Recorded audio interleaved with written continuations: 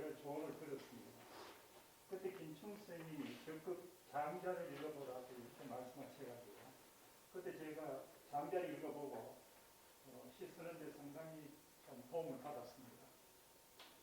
장자를 완전히 이해하지는 못했지만 김충 선생님을 통해서 거기에 몇 가지 일화는 아직도 기억을 하고 있습니다. 우리가 예술을 하는 데 있어서 상당히 중요한 부분이 아닌가 싶어서 우리 장자의 이야기라는 제목으로 강좌를 하나 만들어 봤습니다. 오늘 강사로 모신 분은 최동석 교수님이십니다. 최동석 교수님은 보시다시피 대구 대교구의 사제이시기도 합니다. 신부이십니다. 2003년에 사제 서통을 받으셨고 2014년에는 북경대학을 졸업하셨습니다. 중국 철학, 불교학을 전공하셨답니다. 지금까지 대구 가톨릭대학교 교양교육원, 가톨릭 신학대학교 교수 신부로 근무하고 계십니다. 이 박수로 환영하겠습니다. 꼭 써주세요. 지난 시간에 보니까 오랜 강의 같은 적이 있죠. 꼭 진동을 가봐주시기 바랍니다. 예, 안녕하십니까. 방금 소개받은 최동석 신부입니다. 예, 반갑습니다. 먼저 이 자리에 저를 불러주신 대구문학관 작가 콜로키움 박재열 교수님께 감사드립니다. 사실 저도 이제 인터넷으로 유튜브로 이 강의를 좀 이렇게 들어봤는데 정말 우리나라를 대표로 하는 교수님들이 나오셔서 이렇게 강의를 하시는데 이런 자리에 제가 초대받을 수 있을까라는 좀 자격이 있을까라는 생각을 해봤습니다. 정말 이 프로의 세계에, 이 거장의 세계에 아마추어가 와서 이렇게 강의를 한다는 것이 참 부끄럽기도 한데 아무튼 그냥 편안하게 이렇게 이야기를 해 나가겠습니다. 사실 조금 이따 나오는 이야기지만 석공자고라고 갑자기 이제 저의 처지를 석공자고가 이제 대변해 주는 것 같은데 이 초나라 임금에게 이제 제 나라로 사신으로 떠나라고 했을 때 그때 이분은 떠나기 전에 벌써 이 음양의 뭐라 할까요? 굉장히 불안한 마음을 가집니다. 음양의 우환이라고 할까요? 그래서 명을 받고 아침에 명을 받고 얼음물을 마셨는데 저녁에 열이 나는 거예요. 그러니까 쉽게 이야기하면 제가 굉장히 긴장하고 있다는 이야기입니다. 예, 그래서 좀 편안하게 하겠습니다.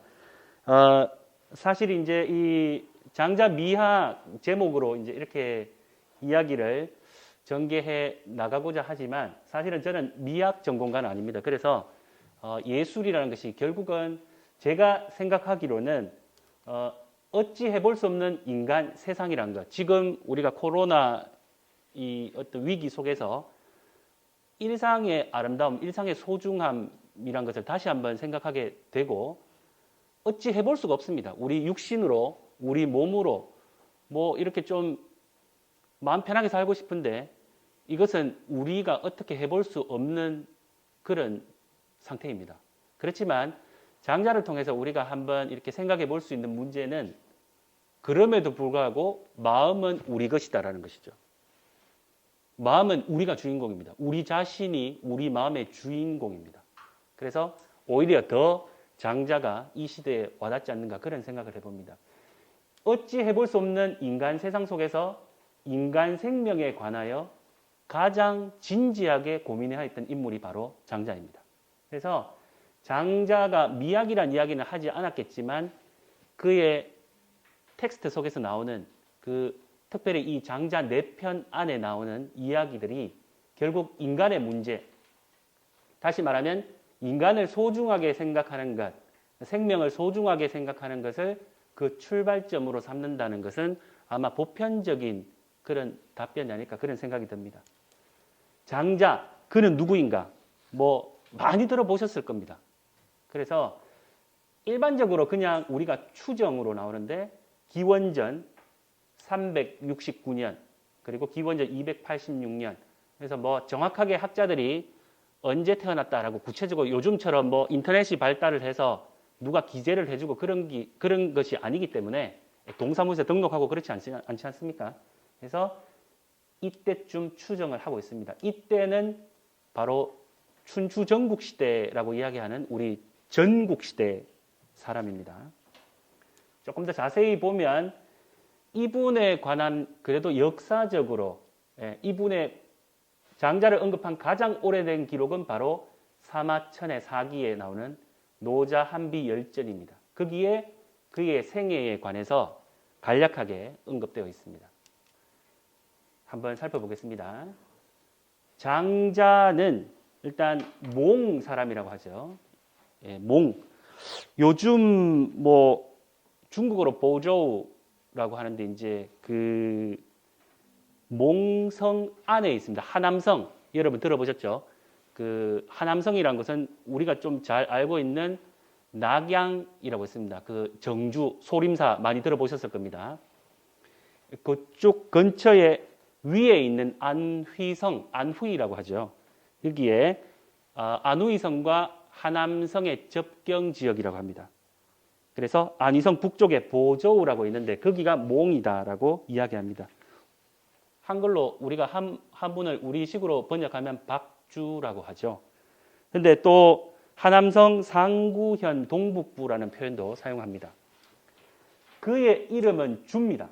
이 주나라 때 이름을 그죠? 주나라 우리 서주 동주 할 때 그래서 이름은 주입니다. 그래서 장주라고 이야기하죠.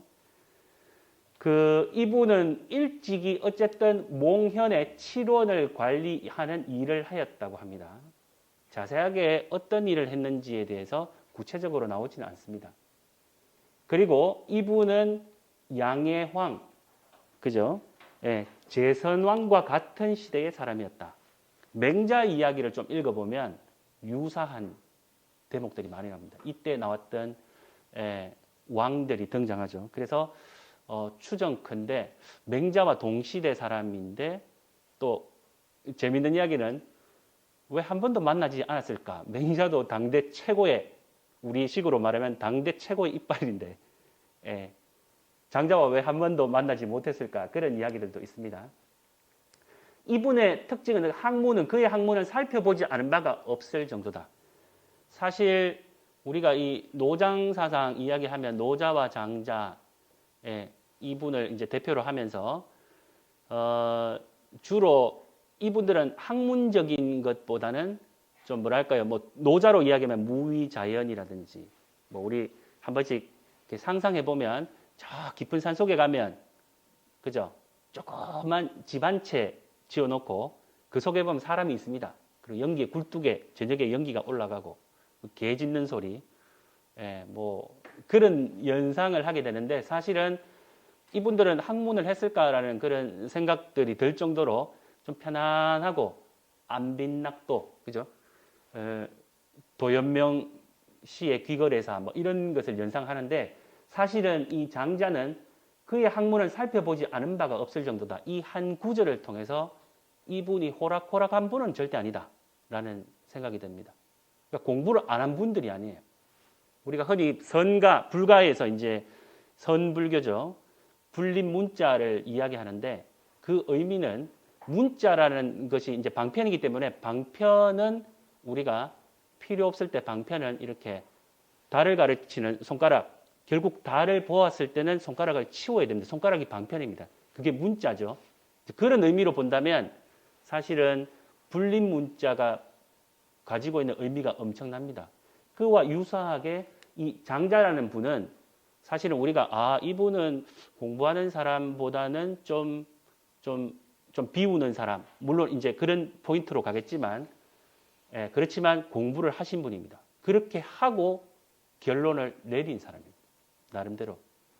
그래서 호락호락하지 않다.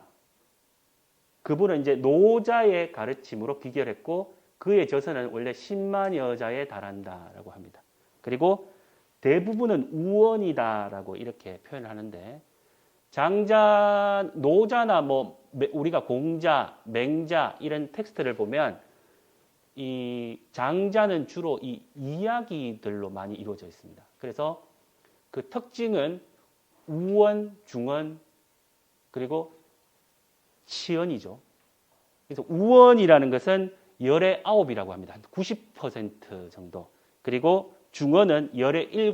그 90% 안에 또 70%가 중원으로 표현되는데, 우리가 이제 앞으로 보게 되는 이 텍스트는 주로 중원, 우원, 치연으로 구성되어 있습니다. 무슨 말이냐? 자기가 직접 이야기하지 않아요. 중원이라는 것은 그 유명했던 공자와 또 그 대화를 안회가 제자잖아요. 공자와 아내를 등장시키고 혹은 다른 분들도 많이 등장시킵니다. 그래서 장자가 직접 무대 위에 나서지 않아요. 그분들이 이야기하게끔 해서 자기가 하고 싶은 이야기를 합니다. 때로는 이 장자 텍스트는 우리가 알고 있는 논어 이야기하고 다릅니다. 논어에 나오는 공자와 다릅니다. 그런 것들이 우화식으로 이제 우원이죠. 그렇게 표현이 됩니다. 그리고 중원이란 것은 우리 왜 이 젊은 분들이 막 이렇게 싸우다가 말로 막 싸우고 언쟁을 하다가 논쟁을 하다가 그 분야의 최고인 사람을 불러오면 정리돼 버립니다. 뭐 우리 이렇게 사고가 나더라도 그 분야의 최고인 사람을 불러오면 정리되죠. 그런 것처럼 연장자 혹은 가장 이렇게 그 분야의 대가를 불러오는, 그러면 이제 그분의 이야기를 들어야 되겠구나. 그렇죠? 그런 식으로 표현되는 것이 바로 또 중언입니다. 그리고 치연이라고 또 있어요. 이 그릇 치자, 이제 옛날에 술을 이렇게 마시는 그런 그릇, 여러 그릇 중에 하나 일종인데, 술을 마시면 어떻습니까? 진실이 나옵니다. 근데 어린이를 보았을 때 우리는 어린이에게 거짓말 하지 않잖아요. 그런 어떤 단순하고 정말 이렇게 진실된 있는 그대로의 표현들, 이제 이런 식으로 장자는 구성되어 있습니다. 텍스트가. 그러면서 유가와 무가를 공격하였다. 이제 이거는 아무래도 이제 그 당시 전국 시대에 우리가 이 백가쟁명이라 하지 않습니까? 약육강식. 서로 이렇게 막 이 물고 뜯고 하는 그런 상황에서 장자가 제일 이렇게 두려워한 것은 아니었죠. 제일 이렇게 무게가 가장 이 무거운, 그러니까 중점인 어떤 그런 사상가를 이렇게 그런 어떤 집단을 뽑아보라 그러면 유가와 무가라는 것입니다. 여하튼 그는 특징은 뭐냐면 자유분방했습니다. 아무 걸림 없이 자유로웠습니다. 그리고 그를 등용할 수 없었다. 벼슬을 원하지 않았습니다. 그런 이야기입니다. 이제 우리는 장자 4편을 이렇게 살펴보고자 하는데, 우선 장자가 아까 뭐 10만 년, 장자가 원래 내용이 길었습니다. 많았는데, 이 진나라의 곽상이라고 있습니다. 곽상. 우리 장자 텍스트를 줄을 단 사람입니다. 곽상. 그리고 이제 장자 소를 단 사람이 또 있죠. 성현형이라고. 당나라 때 이제 도사라고 불리죠. 그래서 오늘날 우리가 이렇게 장자 책을 사면 딱 펼쳐보면 장자 4편, 장자 외편, 장자 자편, 이렇게 딱 구분한 분이 바로 이 진나라 곽상입니다. 그래서 우리는 이 텍스트 가운데 모두를 볼 수 없기 때문에 4편, 7편을 간략하게 순차적으로 보고자 합니다. 그래서 이 4편은 장자의 저작이라고 학자들이 이야기합니다. 물론 뭐 또 완벽하게 다 100%냐 이 문제는 또 다른 문제입니다. 그것은 우리 논에 박히고 우리가 오늘 이렇게 살펴볼 범위는 바로 이 장자의 4편입니다. 근데 이 장자 4편의 통상적인 전개 순서는 소요유부터 시작합니다. 보통은 우리가 장자를 책을 딱 사면 제일 먼저 딱 피면 대붕이 구만리 상공을 날아가는 그런 소요유 이야기가 나와요. 그리고 제물론, 양생주, 인간세, 덕충부, 대종사, 응제왕 이렇게 이야기를 시작하는데 제가 오늘 이 강의를 준비하면서 참고로 한 텍스트는 바로 이 두 권입니다. 이 두 권이죠. 이 책은 장자철학 왕보 이제 우리로 보면 왕박입니다. 이 책을 번역한 것이 김갑수 교수님께서 이 책을 번역했습니다. 장자를 읽다.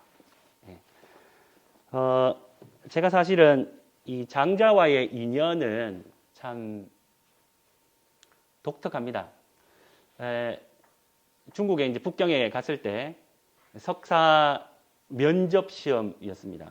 그때 뭐 중국어를 그렇게 지금도 마찬가지입니다. 중국어를 유창하게 하고 그러지는 못하는데 제 순서가 되어서 문을 탁 여는 순간 그 중국 교수님들, 중국 철학의 대가들이 앉아 있었습니다. 기라성 같은 대가들 쫙. 근데 지금과 똑같은 심정입니다. 아침에 얼음을 먹었는데 열이 나는 이유는 무엇일까요? 이 벌벌 떨면서 이제 들어갔는데 이제 여기저기서 이제 질문이 쏟아지죠. 가장 기본적인 왜 왔느냐, 중국 철학을 공부를 해서 무엇을 하려나, 여러 가지. 그러면서 딱 한 분이 질문합니다. 장자의 재물론에 대해서 설명해 보십시오. 그때 제가 딱 얼어붙었습니다. 한국말로는 대충 설명할 자신이 있는데 사실은 자신 없습니다. 지금도 재물론 이야기해야 되지만 자신 없습니다. 솔직하게. 그런데 중국어로 그것도 그때 질문하신 분이 바로 이 책의 저자 왕보 선생님이었습니다. 그런 인연이 있었습니다. 그 이후에 결과는 어떻게 됐을까요? 제가 이 자리에 있습니다. 우리 교수님께서 불러주시고 우리 문학관, 대구 문학관에서 불러주셔서 그래서 저는 물론 이제 그 이후에 저는 이제 천주교 신부임에도 불구하고 불교 철학을 공부를 했습니다. 또 그런데 이 공부를 해보니 장자의 사상은 결국 인간의 근본적인 문제를 이야기를 하고 또 이것이 중국 선불교로 이 선불교는 토착화된 것이거든요. 중국에서 인도에는 우리가 지금 이야기하는 선불교 이런 모습은 없습니다. 그래서 이 책이 이 독특한 이유는 뭐냐? 왜 이 책을 저본으로 삼았느냐? 그 청나라 사람 일명 장훈 삼당 주인이라는 분이 남아대의 해연 참주라는 책에서 이런 말을 합니다. 내 편은 제목에 있는 글인데 그래도 의미 있는 그 차례가 있느냐? 그러니까 규칙적인 차례를 가지고 있습니다. 뭐냐? 인간세는 7편의 중심에 위치하여 중심축 역할을 합니다. 머리부터 꼬리까지 하나의 기가 관통하고. 그래서 7개가 있는데 각각 7편이지만 하나의 편을 이룬다라는 그런 아이디어를 제공합니다. 우리 왜 아까 제가 설명할 때 처음에 일반적으로는 소요유 편부터 시작한다고 말씀드렸지 않습니까? 그런데 이것을 참고로 해보면, 이 책을 참조해보면 그렇겠다. 또 다른 해석이 가능하겠다. 그래서 이 장자책의 특징은 제가 해석할 때는 인간의 수행과 관련되는 부분입니다. 그러니까 살아가다 보면 결국은 그거예요. 우리는 좀 똑바로 살고 열심히 살고 행복하게 살고 싶은데 그러나 우리를 행복하게 하지 못하는 외적인 상황들이 있습니다. 외적인 상황들이 있고 그리고 그 상황에 응하는 나의 자세, 나의 마음, 이 문제가 있습니다. 그래서 외적인 문제는 어쩔 수 없습니다. 우리가 어떻게 해볼 도리가 없습니다. 나이가 들고 늙어가고 병이 들고 아프고 어떻게 해볼 도리가 없습니다. 그렇지만 우리 마음은 현재 이 자리에서 구만리 상공을 나를 수 있다는 거죠. 소요유의 경계에 들어갈 수 있다는 거죠. 그러면 이 전체는 하나의 맥락으로 이루어져 간다. 그러면 인간 세상의 그 어찌할 수 없는 이런 조건 속에서 마지막에 응제왕이 되는 그 단계로 이 책은 전개하고 있습니다. 이런 각도로 볼 때 인간이 참으로 아름다운 것은 무엇일까? 그것은 결국 내가 내 마음을 잘 제가 관리를 잘해서 세상을 있는 그대로 그 자체로 이렇게 바라볼 수 있는 우리의 마음가짐. 그런 아이디어에서 이 책을 제가 이제 강의의 재료로 사용하고 있습니다.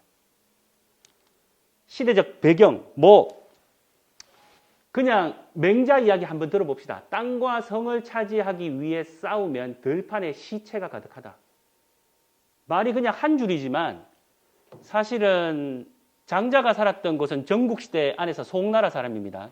이분이 살은 곳은 옛날에 은나라의 유민들이 이제 이렇게 유민들의 나라로서 동서남북이 모두가 열려 있는 곳입니다.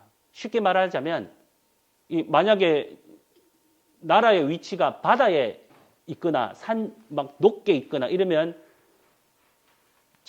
다른 나라가 침공하기가 어려울 텐데 그냥 열려 있습니다.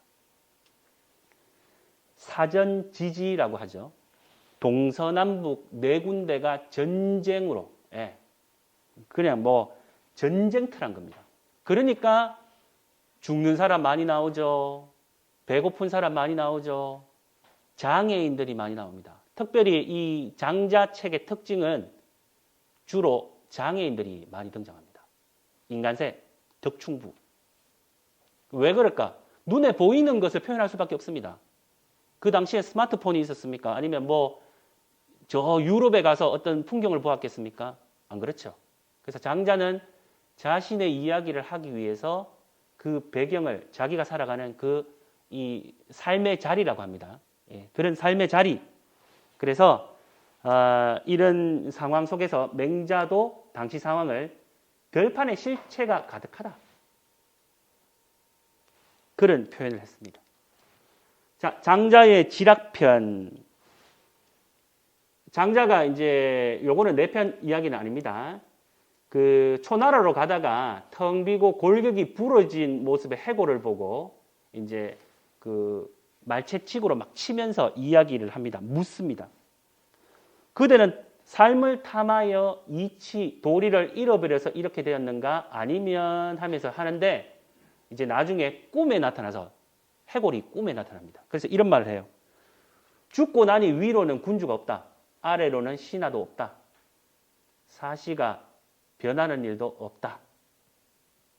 자연스럽게 하늘과 땅 그리고 봄과 가을이 되밀 따르니 비록 천하를 다스리는 왕의 즐거움도 이것보다 못하다. 쉽게 이야기하니까 죽고 나니까 신하도 없고 임금도 없고 땅도 없고 나를 스트레스 주는 사람도 없고 구속하는 사람도 없고 이래라 저래라 잔소리하는 사람도 없고 얼마나 그 당시 힘들었겠습니까? 얼마나 그 당시 살아가기 힘들었겠어요. 눈만 뜨면 신체 건장하면 바로 전쟁터로 끌려갑니다.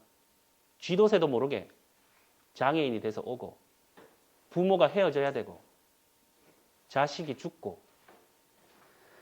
자, 그래서 이제 우리는 본격적으로 인간세부터 들어갑니다. 인간의 세상이죠. 사람이 살아가는 그런 세상입니다. 인간세의 특징은 한마디로 아이고 죽겠답니다.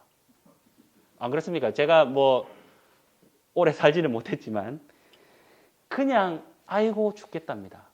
요 좀 다른 이야기 할게요. 아이고 죽겠다 하면 관세음 보살이 볼관자를 쓰는데 볼견자하고 또 다릅니다. 본다는 것은 견자를 쓰면 우리가 그냥 감각적으로 보는 걸 말합니다. 그러나 관자라는 것은 우리 천주교에서는 컨템플라시오 그래서 이제 관상기도 이런 이야기를 할 때 관이라고 합니다. 그래서 직접 감각적으로 보는 게 아니에요. 그 마음을 뚫고 들어갑니다. 관합니다. 무엇을 세상의 소리를 듣고 세상의 소리가 아이고 죽겠다죠. 그래서 날아가서 정병의 물로 뜨거움을 그 불을 고통의 불을 꺼줍니다. 관세음보살의 역할이 그렇대요. 참 재밌죠. 인간세가 그렇습니다. 이 사실은 이제 우리의 인간세라는 그 장자를 왜 이 시대에 끌고 왔는가? 우리 이 무대에 올렸느냐? 사실은 옛날이나 지금이나 저는 이런 생각이 들어요. 참 우리가 이 화성에 간다는 꿈과 또 뭐 지금 엄청난 과학이 발달되어 있습니다. 그럼에도 불구하고 이 코로나 바이러스 앞에서 우리가 어찌할 수 없는 그런 체험을 지금 하고 있습니다. 이 사람이 참 약해요. 근데 또 강합니다, 사람이.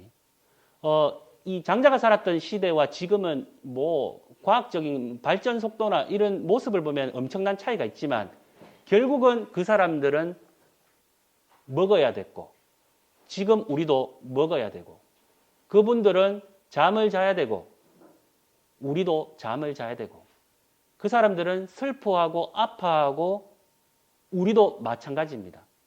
보편성, 공통성이 있습니다. 그렇기 때문에 장자가 우리에게 주는 아이디어, 그 방법은 그냥 옛날 사람이니까 뭐 고전 이야기니까 우리와 전혀 아닙니다. 보편적 공통 요소가 있기 때문에 우리가 살펴보는 겁니다. 자, 이 부분은 이제 장자의 어떤 방향성, 복수라는 강가에서 낚시를 하고 있는데 이제 초나라 왕의 대부 두 사람이 사자로 보내서 장자에게 이제 벼슬을 할래? 묻는 거죠.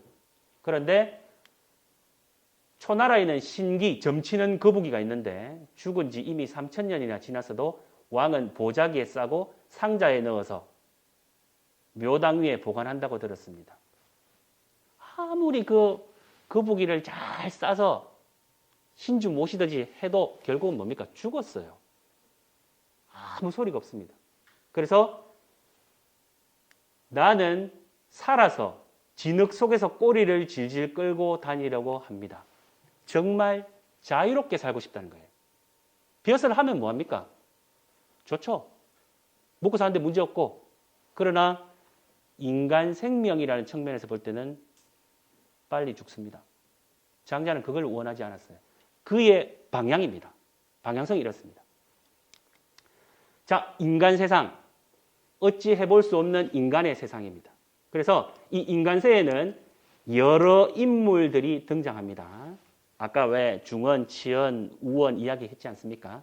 그래서 우리는 이 인물들 뭐 다 볼 수는 없습니다. 대표적인 인물들을 통해서 장자가 인간세에서 하고 싶은 이야기를 한번 들어보도록 하겠습니다. 첫 번째 이제 이 중리와 안회, 중리는 이제 공자님이겠죠. 안회의 대화인데 안회는 지식인을 상징합니다. 여기서 뭐 말하는 어떤 지식인이라는 것은 장자 코드로 볼 때는 지식은 이 지혜로움보다 약합니다. 지식은 그야말로 문자에 매여 있는 그런 이야기죠.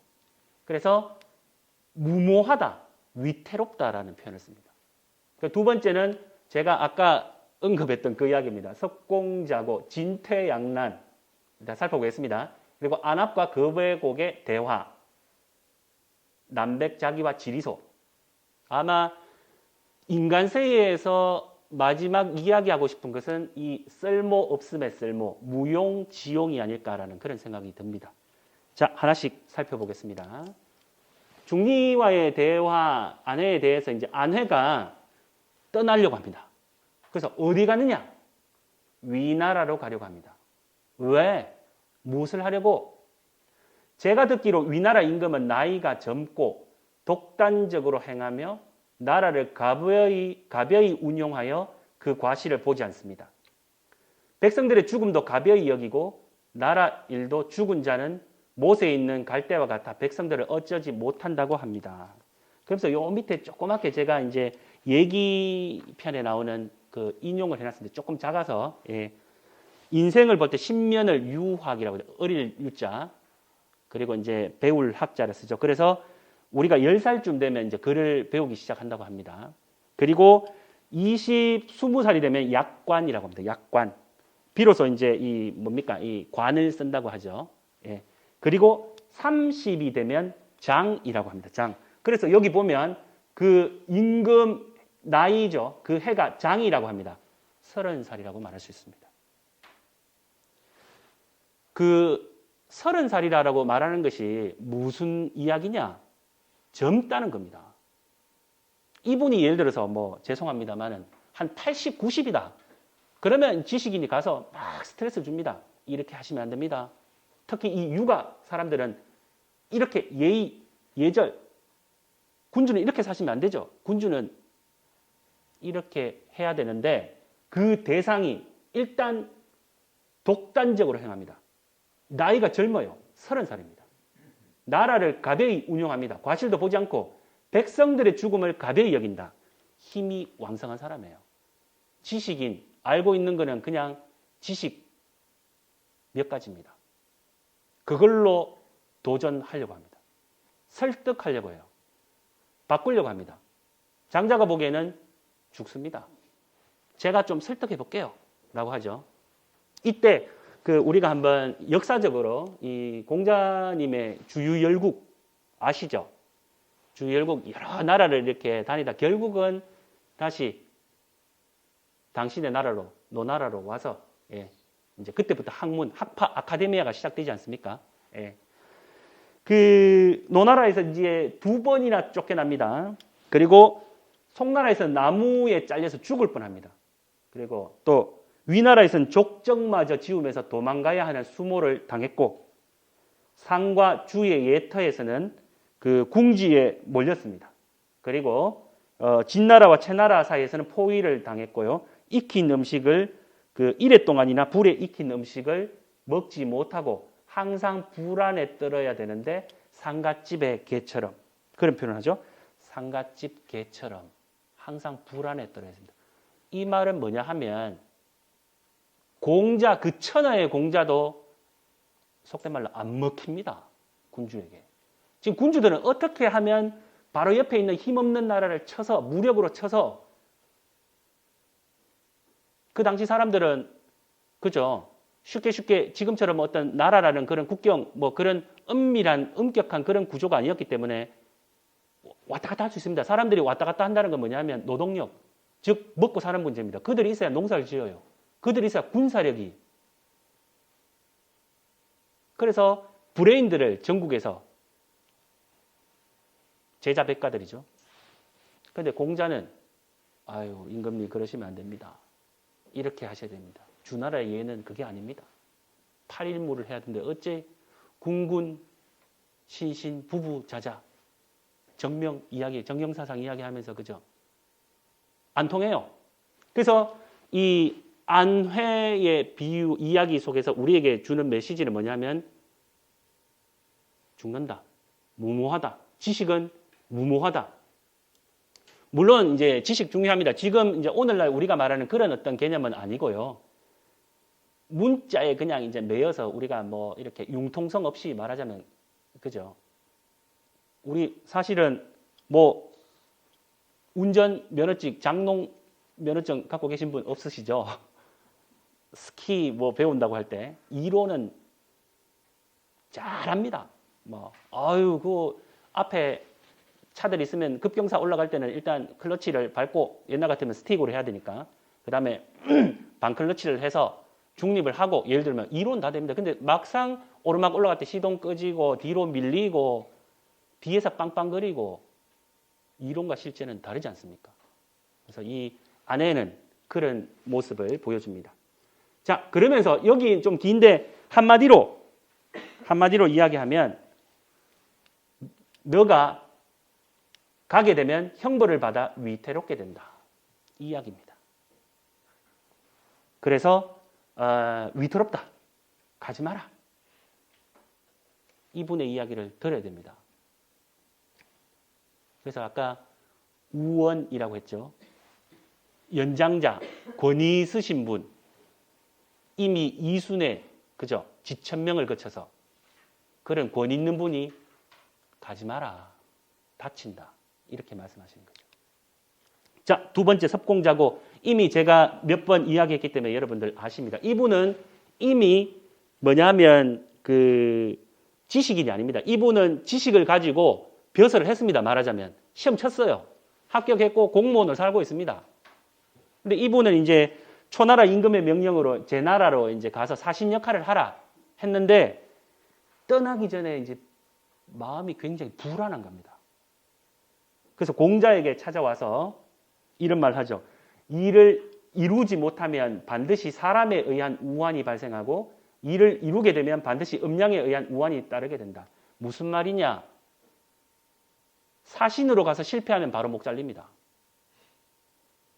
그런데 어떻게 하면 목 안 잘리고 가도 잘해도 칭찬 못 받고 못하면 목 잘리는데 내가 어떤 말을 해야 할까? 혹은 나의 어떤 행동이 이 사람에게 거슬릴까?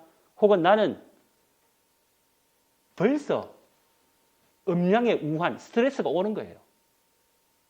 벌써. 진퇴양양입니다. 진퇴양난입니다.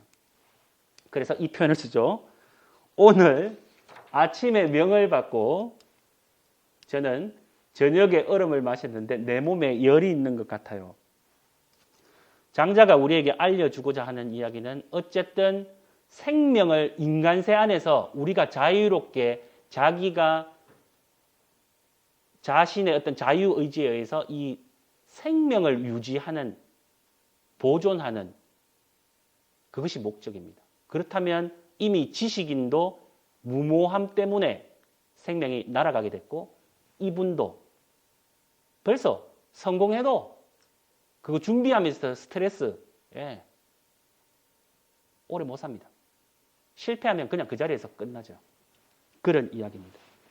그러면 안합과 거배곡이라는 사람, 자, 이 거배곡 그 노나라의 현자가 안합입니다. 노나라의 현자. 그 이제 이분은 위나라의 영공태자의 스승이 선생님이 되기 위해서 이제 떠나려고 하면서 거배곡이라는 사람한테 조언을 구합니다. 어떻게 해야 됩니까? 왜? 여기 한 사람이 있는데 위나라 영공태자죠. 이 사람은 덕행은 선천적으로 살인을 일삼습니다. 이미 느낌 오죠? 와, 이분한테 갔다가는 잘해도 본전을 못 찾습니다. 그와 더불어 도리에 맞지 않는 일을 하게 되면 우리나라가 위태로워질 것이고 그와 더불어 도리에 맞는 일을 하게 되면 내 몸이 위태로워질 것이고 그의 지식이라는 것은 다른 사람의 과오는 충분히 알아보지만 자기 잘못은 알아보지 못하는 것입니다. 어떻게 해야 합니까?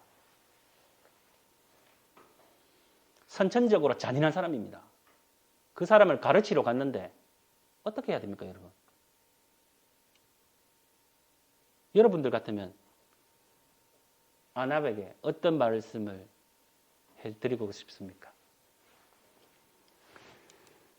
그가 또한 어린아이가 되면 너도 그와 더불어 어린아이가 되라. 그가 또한 경계가 없이 행하면 너 또한 경계가 없이 행하라. 그가 또한 단정치 못하게 행하면 너도 또한 그와 더불어 단정치 못하게 행하라. 그와 함께 거침없이 행동하라. 그렇게 통달하게 되면 아무 허물이 없을 것이다. 보통 스승과 제자 관계는 뭐 요즘 사람들이 즐겨하는 갑질 관계는 아닙니다. 그런데 보통은 스승은 꾸짖고 제자는 꾸지람을 받고 고쳐나가는 그런 모습인데 이때는 스승이 꾸짖었다가는 그냥 목 날아갑니다. 그럼 어떻게 했냐? 순종해라. 하고 싶다는 것에 그냥 따라해라. 비굴하고 비겁한 게 절대 아닙니다. 답을 알아요. 지금 가서 무엇을 해야 되느냐? 어쨌든 이 두 나라의 어떤 그 외교적인 문제가 걸려 있었을 때는 아무리 화가 나고 감정에 그죠? 그러나 그가 원하는 대로 해줘라. 사실은 이 속에 장자적 코드가 들어 있습니다. 맹목적 순종은 아니죠. 아무래도 좀 그런 부분들, 그래서 이제 이 생명을 보존한다, 뭐 비겁한 행동도 절대 아닙니다. 순종이란 건 굉장히 좀 이렇게 부드러운 쪽입니다. 강한 쪽이 아니에요. 나 절대 순종 못해. 옳고 그름을 정확하게 밝히겠어 하면 날아갑니다. 우리 좀 다른 이야기지만 조광조 이야기 들어보셨죠? 중종, 그죠? 그래서 결과는 어쨌든 뭐 그분에 대해서 평가를 여러 가지 할 수 있겠지만 어쨌든 너무 반듯하신 것이죠. 여하튼 뭐 여기 맥락은 아니지만 순간적으로 이제 떠올랐습니다. 남백자기. 자, 이제 그 나중에 우리가 이 남자라는 이야기의 의미를 조금 한번 살펴볼 시간이 되지 싶은데 어쨌든 남백자기입니다. 이름이. 상구에서 논일다가 그 이제 상나라 도읍지입니다. 기이한 나무를 보았는데 말레필을 묵은 술에 천대.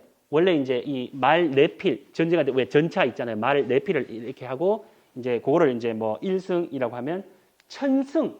그러니까 말레필을 묶은 이 술에 1000개가 가로로 쫙 서 있는데 그것을 가릴 수 있는 만큼의 큰 나무가 있는 거예요. 근데 재밌는 것은 기이한 나무인데 자세히 보니까 구불구불 굽어 있고 마루나 덜보로 사용할 수도 없고 구부려 큰 뿌리를 보았더니 축도 갈라져 있고 관뚜껑도 사용할 수가 없고 혀로 입을 이렇게 닿아보니 입이 문드러지는 상처가 나고 냄새를 맡아보니 사람을 미치게 합니다. 흐리멍텅하게 된 지가 벌써 3, 4일이 되었지만 회복되지 않았다. 쓸모없는 나무로구나. 반전이 일어납니다. 그래서 이리하여 이처럼 크게 될 수 있었구나. 아, 신인도 이처럼 쓸모없음으로써 신인이 되었구나. 여러분, 그 상나라는 기원전 1046년 정도에 이제 멸망했다고 하고 아까 살펴본 바와 같이 장자는 약 369년 정도 그때 이제 태어났다고 했죠. 그러면 한 800여 년 정도의 세월이 흘렀습니다. 살아있어요, 나무가. 왜? 쓸모없기 때문에 살아있어요. 쓸모없음의 쓸모. 무용지용의 첫 번째 예시입니다. 쓸모 있었으면 그 나무는 벌써 우리 집에 테이블로 왔어요. 식탁으로 와 있습니다. 여기 교탁으로 와 있어요. 여러분들 앉아있는 글상으로 와 있어요.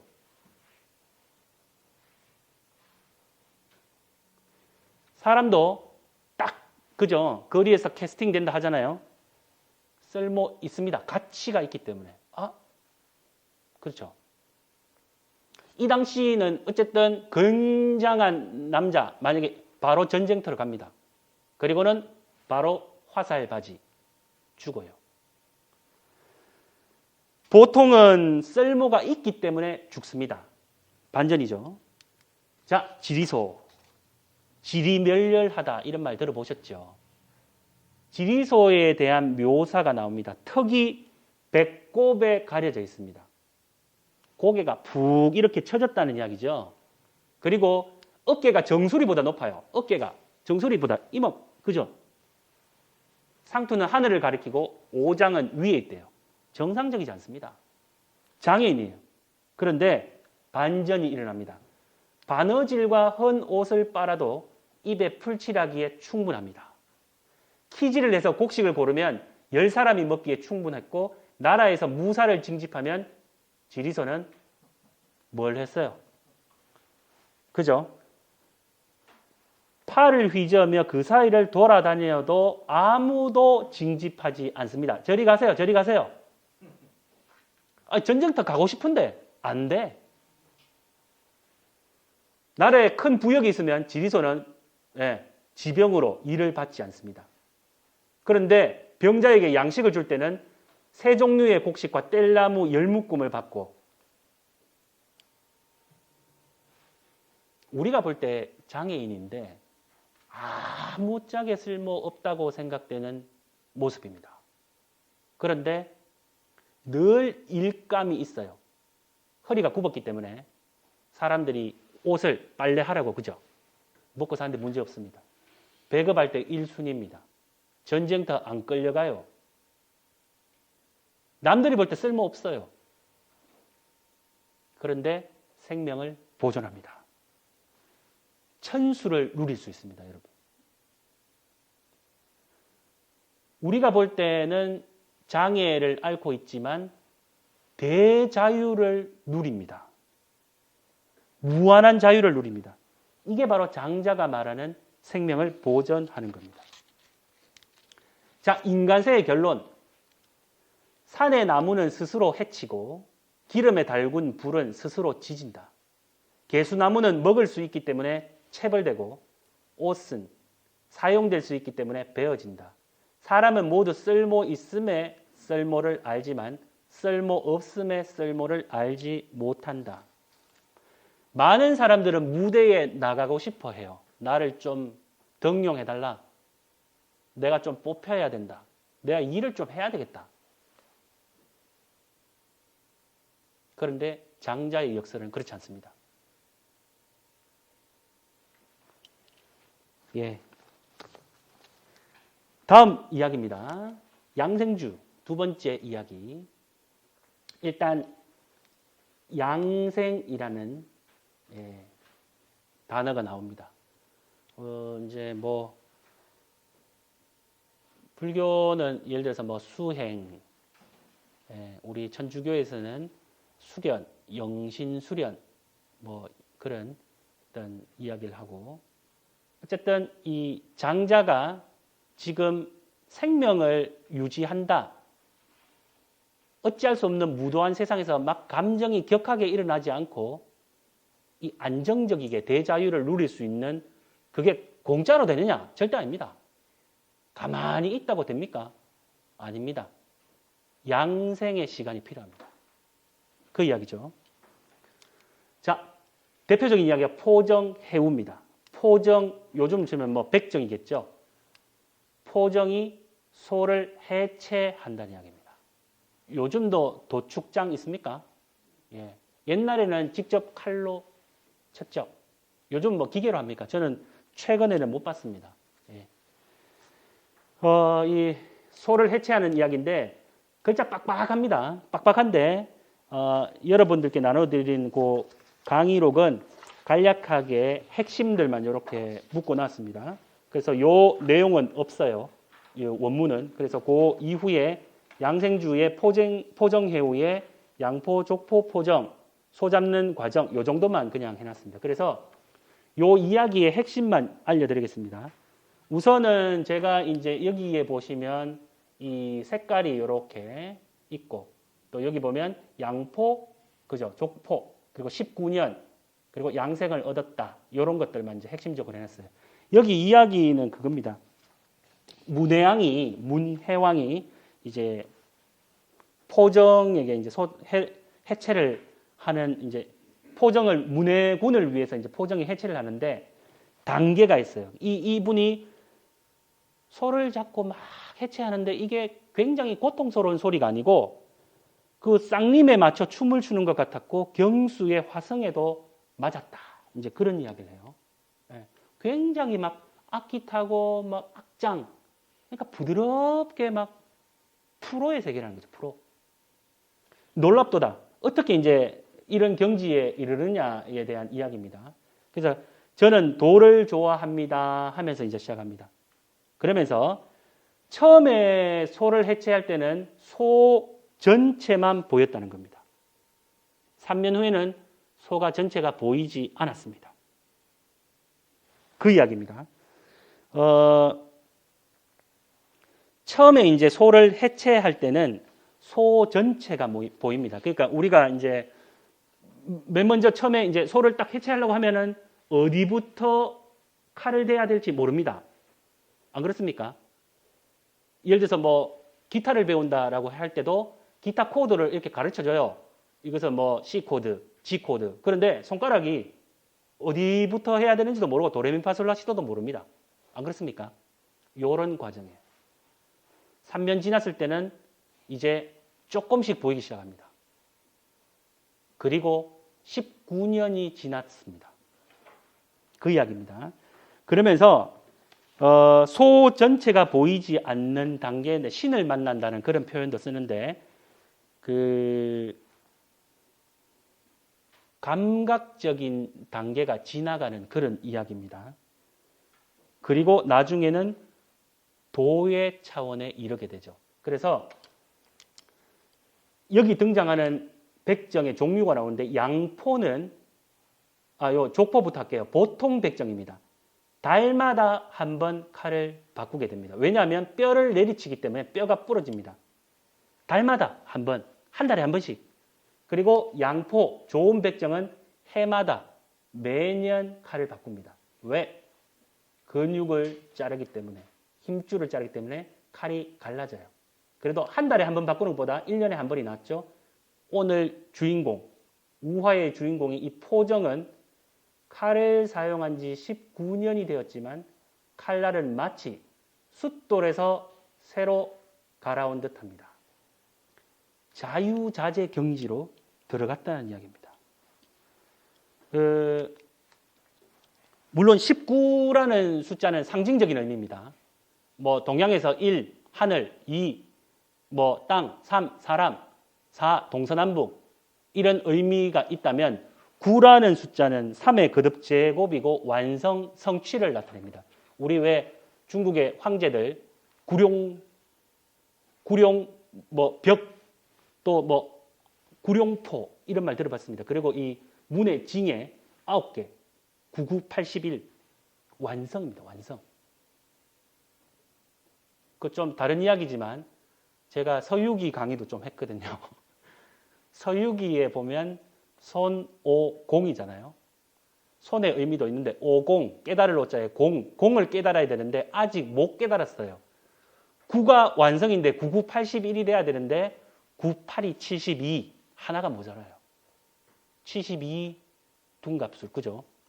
도술이 72가지죠. 9가 되어야 완성입니다. 이 10 이것은 우리 왜 천주교에서 이제 10계명 이야기하고요. 또 10장생 뭐 이런 이야기도 하죠. 모든 수를 포함합니다. 10은 사실은 거의 뭐 신의 경지입니다. 초월 중에서도. 그리고 우리 왜 태권도도 태권도 8단, 뭐 태권도 9단 있습니까? 어쨌든 8단 이상은 명예입니다. 명예. 거의 몇 분 안 계시겠죠. 태권도뿐 아니라 뭐 검도도 마찬가지일 테고. 9단 그러면 그죠. 근데 10단 있습니까? 그래서 10 플러스 9, 19년이라는 의미는 마치 숫돌을 갈아 나온 듯한 날카로운 그 경지, 자유자재의 경지를 말합니다. 그런 이야기가 좀 있죠. 그래서 이 소를 잡는 과정을 보면 첫 번째 단계는 손으로 잡으면서 시작하는 단계입니다. 어디에 칼을 대야 될지 전혀 알 수 없는 단계입니다. 손으로 접촉해서. 그래서 소가 어디에 어떻게 전체가 보이지 않는 단계죠. 그리고 3년이 지났을 때는 소 전체의 모습은 이제 보이지 않습니다. 포정의 눈에는 이제 안 봐도 관절이 이쯤 있겠다. 골격이 이쯤 있겠다. 근경들은 어디 있겠다. 뚜렷하게 소를 보는 순간 각 부분들이 분해되어 보입니다. 실제로 시각으로 보는 건 아니죠. 그리고 지금은 신으로 소를 대하고 눈으로 보지 않는다. 이 신을 만납니다. 감각기관과 지각이 멈추고 신의 작용을 그 작용이 시작된다고 하는데 보통 이제 뭐 신의 의미는 여러 가지가 있습니다. 우리 뭐 그냥 여기서 말하는 것은 우리 뭐 신, 갓 이런 개념은 아닙니다. 보통 신은 이제 하늘의 신, 신선 혹은 사람이 죽은 후에 정령 아니면 초월적인 것, 평범하지 않는 것 혹은 사람의 영혼 이런 걸 다 신이라고 하죠. 그리고 외재적인 신기 뭐 그런 의미도 있는데 그 중림칠연이라고 있습니다. 위진남북조 시대 때 그때 향수라는 분은 이 성문에서 신을 만났다 할 때 이 부분을 이렇게 해석합니다. 어두움과 자연의 이치가 만나는 것을 신과 만나는 것이라고 일컬었습니다. 어두움과 자연의 이치. 그러니까 그냥 봄, 여름, 가을, 겨울 이렇게 흘러가는 대로 자연 그대로의 이렇게 인간이 손을 대지 않는 그 자연 그대로 스스로 그러한 이치, 도의 차원입니다. 그래서 이 이치에 따라서 소를 해체합니다. 전혀 소도 안 물어봤습니다만은 고통스럽지 않을 거예요. 저는 좀 잔인한 이야기 좀 죄송합니다만은 정확하게 모르겠습니다만 횟집 가니까 회가 딱 떠있는데 살아있는 거예요. 그럼 보셨습니까? 회가 막 좀 미안하더라고요. 그런데 최고의 기술 아니겠습니까? 신경은 건드리지 않고, 그죠? 모르겠습니다. 거기에 뭐 미묘한 어떤 그 기술이 들어가고 진짜인지 아닌지는 알 수 없지만 그냥 보기에는 회가 살아있어요. 고기가. 몸통은 회로다. 이 포정해우도 딱 보는 순간 모든 이 뭐랄까요, 이제 관절은 어디 있고 뼈는 어디 있고 보일 겁니다. 자, 뭐 어떤 경지인지 알겠죠? 아까 그 무하유가 무슨 이제 그게 이제 조금 이따 나오겠습니다. 예. 이제 마지막에 이제 무하유의 어떤 고향이라고 하는데 뭐가 있느냐? 예를 들어서 있다라고 하는 그 바가 전혀 없는, 그러니까 파라다이스라고 말할 수 있겠죠. 그런 여기 지금 무하유의 마음의 무하유의 상태에 이른다. 나중에 이제 요 이야기를 좀 할게요. 어쨌든 이 상태에 들어갑니다. 그러니까 지식으로 있다라는 것을 이 하자 어찌하자 이게 이제 묻는 것이죠. 어떻게 있느냐 혹은 있느냐에 대한 그 자체가 아예 존재하지 않는 텅 비어 있는 그런 상태. 예. 그러니까 칼날이 자유자재로 움직일 수 있다는 것이죠. 이거는 이제 심재 이야기입니다. 요거에 사실 인간세에서 나오는 이야기인데 제가 여기에 같이 묶었어요. 편집했습니다. 요쪽으로 당겼어요. 원래는 심재에서 이야기를 했어야 되는데 안회가 묻습니다. 감히 여쭙건데 심재는 이제 마음의 재개입니다. 마음의 재개. 우리가 왜 목욕 재개 한다는 그런 이야기 하지 않습니까? 심재가 뭡니까? 답하기를 뜻을 하나로 모으는 것과 같아. 그 첫 번째 단계는 귀로서 듣는 것이 아니다. 마음으로 듣는 거다. 두 번째는 마음은 부합하는 것에서 그친다. 귀라는 것, 요 보면 이제 귀로서 듣고 3단계입니다. 첫 번째 귀로서 감각기관, 두 번째 마음, 세 번째가 귀로서 듣는 건데 귀로서 듣는 것이 바로 텅 비어 있어서 사물을 받아들인다. 이제 요런 이야기가 있는데 요 이야기를 이제 왜 하느냐? 우리가 이 포정해우의 단계도 마찬가지지만 보통 사물을 바라보는 단계가 있습니다. 첫 번째는 감각기관입니다. 여러분 어디 있습니까? 지금도 여러분 시각에 의존해서 이 칠판을 보고 있지 않습니까? 그런데 여러분 눈 믿을 수 있습니까? 무슨 말인가 하면 이 컵에 만약에 이 젓가락이다. 이렇게 넣으면 어떻게 됩니까? 굴절 현상이 일어나지 않습니까? 이게 휘어 보여요. 그렇지 않습니까? 그러면 실제로는 휘어 있는 게 아닌데 플라스크에 넣는 순간 휘어져 보인다. 그걸 보고 있어요. 근데 이것을 굴절 현상이라는 것을 설명하지 않고 그냥 쳐다보라고 하면 휘어져 있습니다. 우리 눈이란 것, 또 귀라는 것, 입이라는 것, 이 접촉하는 그리고 혀, 사실 굉장히 이렇게 약합니다. 우리 여기 지금 불 다 꺼버리면 하나도 안 보여요. 귀도 참 얼마나 이렇게 정교하게 만들었는지 우리는 이제 천주교의 이제 교리에 의하면 창조되었다고 하는데 하느님이 창조하셨다고 하죠. 근데 참 얼마나 고마운지 예를 들어서 제가 청각이 너무 발달해가지고 여러분들 숨소리까지 다 들린다. 제 지금 강의 못합니다. 지구 자전 공전하는 소리가 지금 휙휙 계속 들린다. 강의 못합니다. 너무 밝아가지고. 이 시각이 너무 밝아가지고 제가 지금 사는 곳은 남산동입니다. 남쪽에 살아요. 거기까지 다 보인다. 제 방까지 지금 불 켜놓고 왔네. 신경 써서 강의 못합니다. 이렇게 안 되어 있어요. 우리 눈이, 귀가. 감각기관은 우리를 속입니다. 산에 가다가 불교에서 자주 이야기하는 이야기인데 갑자기 아이고 놀래요. 뱀인 줄 알고. 근데 자세히 보면 뱀이 아니고 나무 가지였었어요. 우리는 뱀이라고 생각하는 그런 의식 속에서 이걸 본 거예요. 그런 식으로 감각은 첫 번째 단계에서 우리는 여기에 머무르면 안 된다는 거죠. 그리고 두 번째 단계는 마음으로 듣는 일. 근데 이 마음이라는 것도 사실은 완전하지 못합니다. 안 그렇습니까? 사람마다 이 그 기준이 다르죠. 예쁘다라고 할 때, 아, 저분은 참 예쁘다. 예전에 우리 여러분들 기억하실지 몰라도 날씬한 두 분이 휴대폰 파는 데 가면은 막 춤을 춥니다. 뚱뚱한 분이 춤을 추는 거 보셨어요? 근데 그때 기준은 날씬한 분입니다. 그런데 당나라의 현종이 좋아했던 양귀비, 꽃이 쫙 피는데 양귀비 얼굴 보고 다시 닫아요. 부끄러워서. 너무 예뻐서. 양귀비의 모습 어떻습니까? 당나라의 미의 기준은 퉁퉁한 사람입니다. 그 당시 사람들 기준으로 오늘날 우리 쳐다보면 미가 아닙니다. 추녀예요, 추녀. 그래서 이 판단하는 것, 아, 저 꽃은 아름답다, 이 산은 높다 등의 분별, 판단,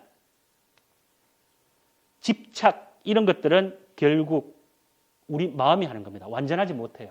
그래서 심재, 장자가 이야기하는 마음의 재개의 마지막 단계는 기로서 듣는 것이다. 기는 텅 비어 있다. 세계 만물을 하나로 통하게 하는 기반입니다. 그래서 우리가 뭐 요즘 뭐 기공 수련하고 어떤 단학 또 어떤 뭐 단전호흡을 하고 하는 어떤 그런 그 이상입니다. 기라는 것은 에너지 이상입니다. 어떤 작용들이죠. 뭐 우리 사단 칠정 논쟁할 때 그죠? 태계이왕과 기고봉 선생님의 리와 기의 사단 칠정의 논쟁할 때 이제 기라는 것도 나오지만 어쨌든 여기는 장자가 볼 때 이 기는 만물을 형성합니다. 기가 모이면 일기취산, 하나의 기가 모이면 사물이 형성되고 기가 흩어지면 사물은 사라집니다. 그래서 장자 아내가 죽었을 때 장자는 받아들였습니다. 인간 우리처럼 처음에는 슬펐지만 그러나 아, 그렇지. 기가 흩어졌을 뿐이다. 그렇게 슬퍼할 필요가 없다. 그래서 이 기는 장자에 의하면 하나의 세계관이고 초월적인 것입니다. 현상계보다 근본적입니다. 그래서 기로서 듣는 일, 요게 심재라는 것이죠. 아까 그 포정의 19년 이야기하면서 마지막에 도달했던 그 경계와 유사합니다. 그래서 장자가 말하는 어떤 이런 텅 비어서 모든 것을 받아들이는 것, 이게 심재라면 결국은 어떤 소란한 소리에도 요동치지 않는 부동심을 이야기합니다. 그렇게 장자는 제가 볼 때 마음의 현혹됨이 그렇게 없는 것 같아요. 우리는 감각기관에 매여 있으니까 조금만 지나가다가도 아, 이 참 내 차보다 더 좋은 차가 있으면 이렇게 고개도 쳐다보고 마시는 커피보다 더 맛있는 커피가 있으면 아, 저건 도대체 어떻게 볶았을까? 뭐 물 조절을 어떻게 했을까? 이런 데 이제 우리는 집착하는 거죠. 장자는 그런 단계가 아니라는 겁니다. 어쨌든 마음을 텅 비우는 일은 부동심, 흔들리지 않는 마음을 이야기하고 결국 이것이 생명을 유지하는 일이라고 합니다. 자, 다음 단계, 덕으로 충만되어 있습니다. 덕충부. 아까 제가 한번 언급했는데 장자 이야기 속에는 불구자들이 굉장히 많이 등장한다고 했습니다. 아까 지리소처럼. 자, 여기는 많은데 저는 이제 몇 분만 이렇게 추렸습니다. 왕태, 그리고 신도가, 그리고 에테타, 이렇게. 자, 왕태는 한번 볼게요. 일단 한문을 보면 이게 올자입니다. 올자. 노나라에 왕태라는 올자가 있었다. 올자는 절름발인데 월형, 여러분 발 뒤꿈치가 잘렸습니다. 형벌을 받았어요. 그러니까 장애인. 우뚝할 올자를 씁니다. 이 다리가 하나 톡 잘렸죠. 글자에도 보면 이렇게 다리가 똑같아야 되는데 잘려 있습니다. 뒤꿈치. 그래서 이 형벌을 받아서 이제 그런 다리가 잘린 사람을 형상화한 것이 저 올자입니다. 근데 이 노날에 올자가 있는데 왕태라는 사람이 있는데 이 사람은 이를 따라 논의는 배우는 자가 공자와 비길 수 있다고 해요. 쉽게 말하면 공자는 우리가 알잖아요. 공자 밑에 엄청나게 많은 제자들이 따라다닙니다. 공부도 하고. 그런데 이 왕태라는 사람은 뭐 족보도 없고 아무것도 없어요. 그냥 올자예요. 그런데 공자급인 거예요. 밑에 제자들이. 엄청나다는 거죠. 이분이 왜 그럴까? 뭐 어떻게 하길래? 아무것도 안 해요. 서서 가르치지도 않아. 앉아서 논의하지도 않습니다. 저는 지금 서서 가르칩니다. 가르치는 건 아니죠. 서서 강의를 합니다. 제가 지금 앉아서 강의할까요? 좀 약합니다. 그렇죠? 이분은 보통 선다는 것은 강의를 하거나 교육을 할 때 교단에 선다는 의미죠. 그 반대로 이분은 그렇지 않다는 거예요. 반대입니다.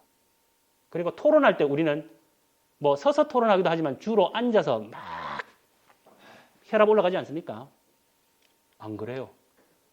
그런데 텅 빈 채로 갔다가 가득 채워서 돌아옵니다. 말없이 가르쳐도 경고하고 모습이 없는데도 마음을 이루는 자. 어떤 사람입니까? 중리가 말합니다. 선생님은 왕태는 성인이다.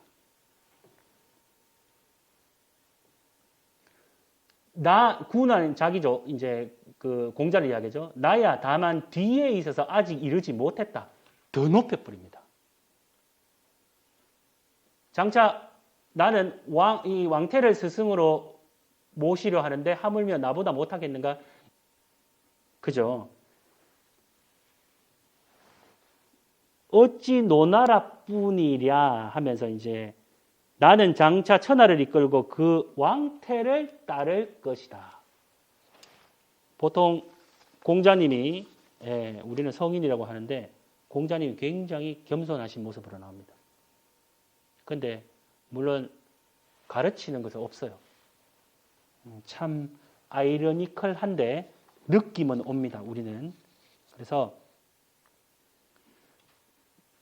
여기에 이제 우리가 한 가지 보면 올자는 이를 따라다니 논의는 자가 공자와 비길 수 있다. 이제 공자 같으면 지자를 씁니다.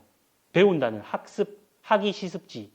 그래서 배우는 자는 이렇게 되겠지만 물론 의미상은 우리가 배운다고 했지만 그를 따라 논인다. 논류자가 이렇게 나오나요?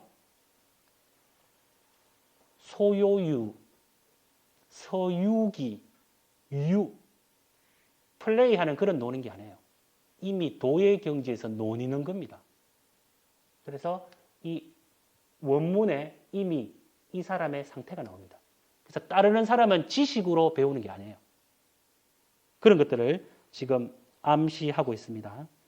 그러면서 어떻게 이게 가능하냐? 덕이 가득 차 있다는 겁니다. 덕은 이 설문의 자에서 올라간다는 오르성자 그죠? 오른다는 의미거든요. 초월적인 것. 여러 의미가 있겠지만 어쨌든 덕이 가득 차 있는 모습입니다.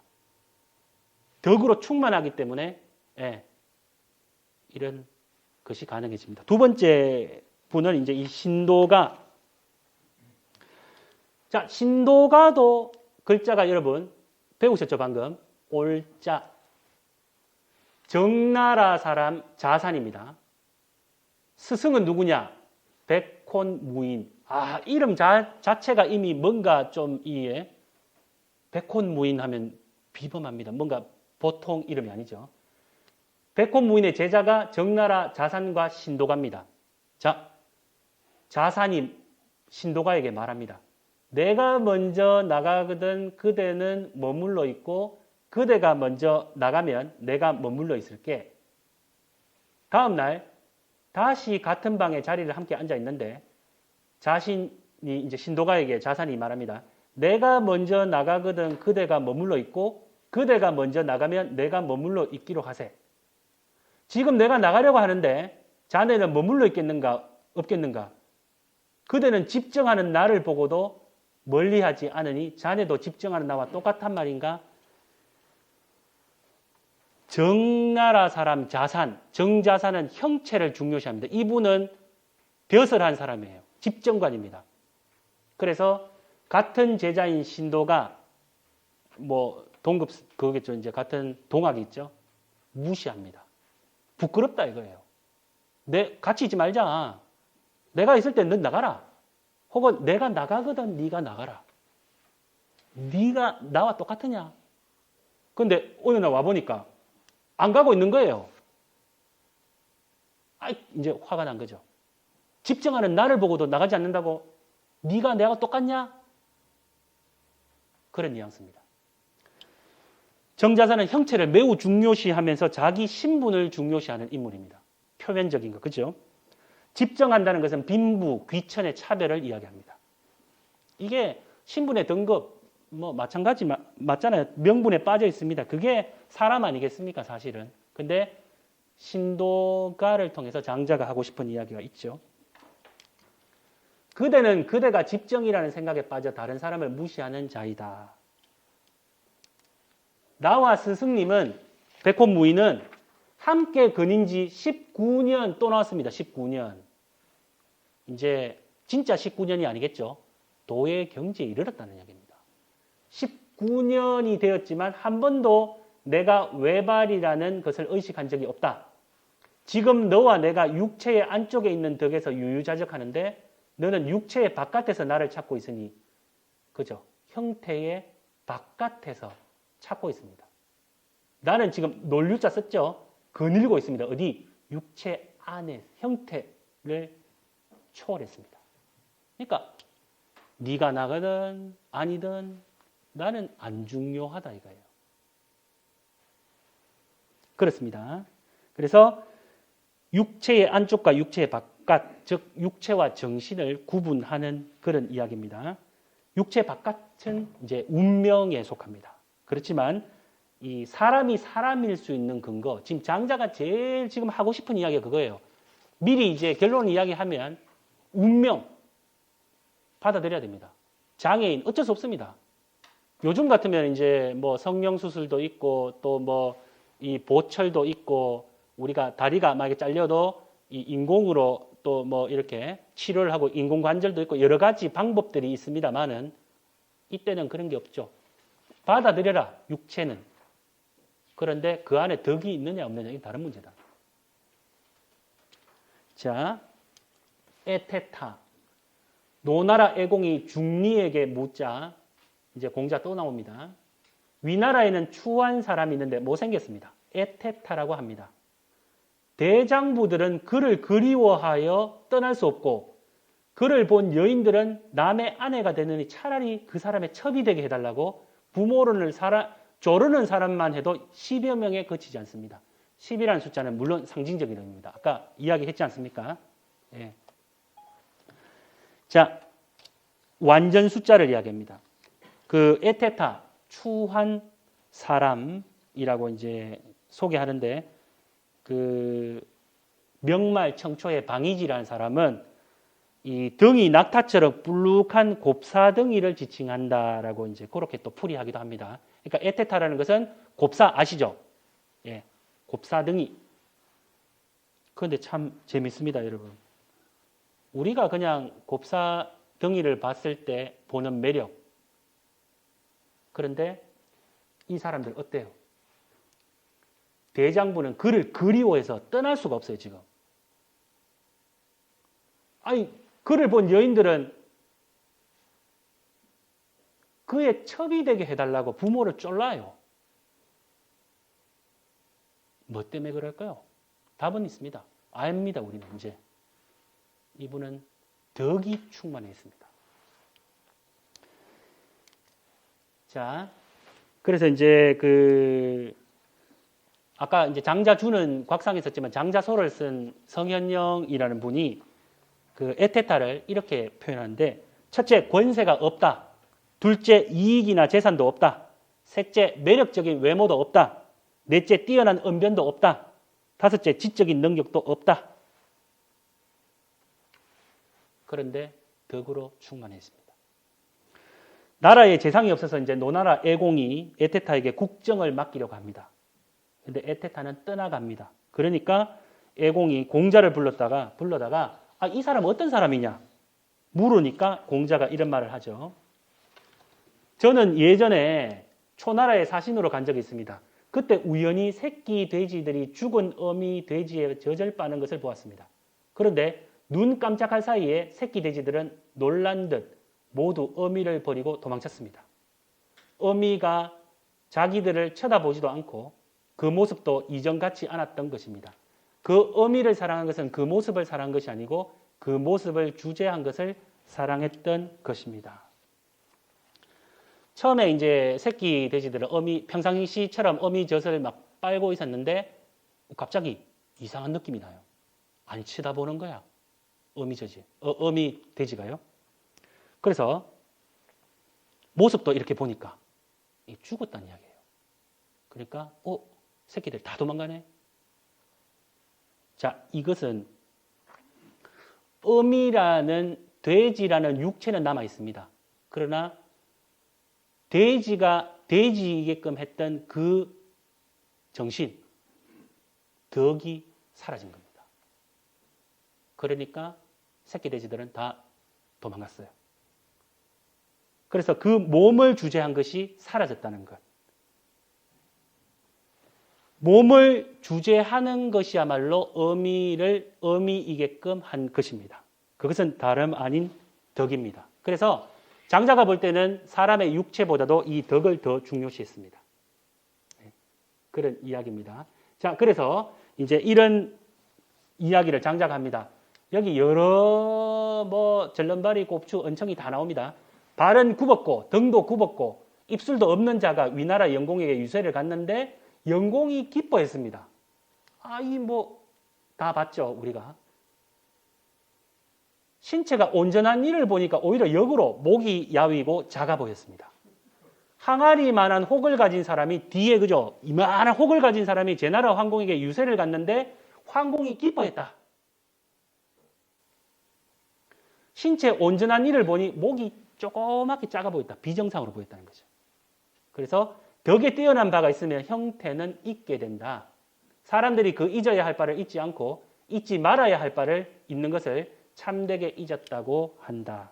예, 그런 이야기입니다. 자, 우리는 어쨌든 이 잊을 망자 중요합니다. 예, 계속 망 나오죠. 자, 다음 이 방금 받는 부분이고 재물론. 예, 아까 이 왕박 교수님이 질문했던 그 재물론입니다. 일단 이때까지 인간세, 덕충부, 양생준대 이거는 론입니다. 논문, 논쟁, 논리. 자, 여기에 큰 테마가 나를 잃다라는데 요 나라는 표현이 나오자도 있고 나아자도 있습니다. 나는 나를 상실했다 이 뜻입니다. 나는 나를 죽여야 된다. 죽인다는 표현이 좀 그렇습니다. 죄송합니다만 어쨌든 뭐냐면 비워내야 된다. 여기는 일종의 진면목, 나를 나이게끔 하는 그 자체의 나고 이 나는 말하자면 우리가 왜 에고라고 말할 수 있겠죠. 어쨌든 질투하고 시기하고 분노하고 내가 낸데 내가 무대에 올라가야 되는데 이런 납니다. 자, 등장하는 인물 남곽 자기가 책상에 기대어 앉아 있는데 모습이 하늘을 우러러보면서 후 하고 숨을 쉬어요. 목도 쭉 늘어뜨리고 마치 짝 잃은 것 같이. 그래서 그 제자가 무슨 일입니까? 몸은 정말 말라서 나무와 같고 마음은 불 꺼진 재와 같군요. 지금 책상에 기대어 계신 분은 이전에 기대어 계신 분 같지 않군요. 하니까 남곽자기가 어나 제자죠. 너의 질문이 참으로 훌륭하다. 지금 나는 나 자신을 잃었다. 너는 그것을 알게 되었구나. 예. 원래 이 제자가 바라본 그 모습과 전혀 딴판의 모습입니다. 그러니까 나는 우리 자아의 어떤 나가 있고요. 원래 여러분들인 그 자체의 나가 있습니다. 그래서 그 본래의 모습으로 불교식으로 말하면 진면목으로 돌아가라는 그런 이야기입니다. 그러기 위해서는 이 죽을 상자. 자, 우리 그 남쪽을 이야기하는 특징들, 남명, 소유유에 나옵니다. 마지막에 이제 북쪽에서 남쪽으로 날아가서 그 이름을 천지라고 하는데 남자가 쓰고, 제물론에서 남곽자기, 아까 인간서에서 남백자기, 대종사의 남백자규, 남자가 나옵니다. 남자는 이제 그 사실은 동서남북 방향을 이야기하면 보통 우리 서울에 이렇게 보면 북촌 그러면 좀 부유하지 않습니까? 경복궁 옆에 이렇게 가면 북촌 뭐 한옥 좀 좋습니다. 그죠? 안 그렇습니까? 고급 한옥도 많고. 근데 남쪽으로 이렇게 오면 무언가 익선동 들어보셨습니까? 익선동을 뭐 제가 잘 모르는데 제 느낌은 그렇게 건물이 큰 현대 건물은 높지만 옛날 그 가옥들로 이렇게 보면 되게 낮아요. 그 옛날에 그 어떤 중국의 텐진성 문화에도 성곽 안에 북쪽은 부유하다. 그리고 동쪽은 고귀하고 남쪽은 천하다라고 이야기를 해요. 서쪽은 가난했다. 그런 이야기예요. 그래서 이야기들이 남쪽이란 것은 결국 장자가 이야기하고 싶은 그런 인물들. 사실 이제 또 다른 이야기인데 남명 조식 선생님, 남명 장자에서 이제 그죠 나오죠. 이 영남학계에서 태계 이황과 같은 출생 1501년이죠. 예. 근데 이황 선생님은 계속 학문을 연구했고 이분은 실천을 한 것이죠. 그분이 남명을 좋아했습니다. 예. 자, 그건 다른 이야기입니다. 맥락은. 어쨌든 여기서 우리는 불 꺼진 재와 같다. 정상적이지 않다는 거죠. 우리 감각세계로 볼 때는 정상적이지 않다. 그러나 장자적 마인드로 볼 때는 이제 본격적으로 나에게끔 하는 그 나. 그래서 우리를 유혹하고 시기하고 질투하고 욕심을 부리게 하는 그 나를 잊어버려야 한다. 그 이야기입니다. 이제 왜 그런가? 우리는 감각적으로 세상을 판단하고 보기 때문에 그래요. 그래서 사물에는 저쪽 아닌 것도 없고 사물에는 이것 아닌 것도 없고 이쪽에서 보면 보이지 않던 것도 저쪽에서 보면 알 수 있다. 사실 제물론이라는 것은 사물을 고요하게 가지런하게 한다는 그런 의미도 있습니다. 장자가 볼 때는 서시 예쁘다. 동물, 저 사슴이나 호랑이가 볼 때 서시 안 예뻐요. 그러니까 우리가 생각하는 기준, 판단 기준, 지식을 완전히 뒤엎어 버리는 겁니다. 그렇게 하려면 완전히 어떻게 되는가 하면 나를 완전히 비워버리고 죽여버려야 된다는 거죠. 그렇게 되면 도의 차원에서 만물이 통하는 것을 사물 사이에 어떤 경계나 구별이 없다는 것. 우리가 보는 건 전부 상대적이다. 그런 것을 이야기합니다. 그런 구분이 없는 것이 바로 재물이다. 그런 이야기를 합니다. 자, 다음 대종사. 대종사 부분은 그냥 설명하겠습니다. 제가 요 도에 대한 이야기를 적어왔지만 대종사의 사는 다름 아닌 도입니다. 그래서 이 종사, 스승, 장자가 생각하는 선생님은 도라는 것이죠. 그런데 간략하게 보면 이 도는 세계의 근원, 최고의 인식을 가리키는데 이거 뭐 복잡하게 있습니다. 도는 어떤 작용을 하느냐, 장자가 보는 그런 근본적인 성격, 절대성, 영원성, 초월성, 보편성, 무목적성 뭐 이런 게 있다. 그리고 이제 최고의 인식의 특징이 있다. 이제 이런 이야기입니다. 대종사는 주로 도에 대한 이야기를 하는데 그러면 그거는 어떻게 체득하느냐에 대한 수행 방법이 바로 이 좌망이라고 합니다. 그런 이야기가 있어요. 자, 이제 소요유 한번 넘어가 볼게요. 이 소요유가 이제 사실은 지금까지 우리는 많이 이렇게 급하게 왔습니다. 급하게. 강의도 급했지만 장자의 어떤 인간세로부터 시작해서 인간의 어찌할 수 없는 어떤 이런 그 조건을 어떻게 하면 생명을 얻고 마음이 자유를 누릴까에 대한 그 결론이 이제 소요유에서 마음의 자유를 누립니다. 그러기 위해서는 양생이라는 하나의 이 수행 과정이 있었고, 그리고 덕이 충만해집니다. 양생을 통해서. 그리고 우리의 인식은 세상을 있는 그대로 구분하지 말고, 구별하지 말고, 그렇게 보라는 거죠. 그렇게 되면 소요유의 경지에 도달한다는 겁니다. 북쪽 바다에 물고기가 있는데 아주 큽니다. 곤이라는 이름입니다. 너무 커서 몇 천리가 되는지 몰라요. 중요한 것은 그게 변화합니다. 변화해서 새가 돼요. 그리고는 붕이라는 이름으로 불리는데 붕은 몇 천리나 되는지 모른다라고 해요. 자, 힘껏 날아오르면 그 날개는 하늘에 걸린 구름과 같습니다. 그래서 이 새는 바다가 움직이면 남쪽 바다로 옮겨가는데 남쪽 바다는 하늘의 호수다. 남명이 나오죠. 그죠?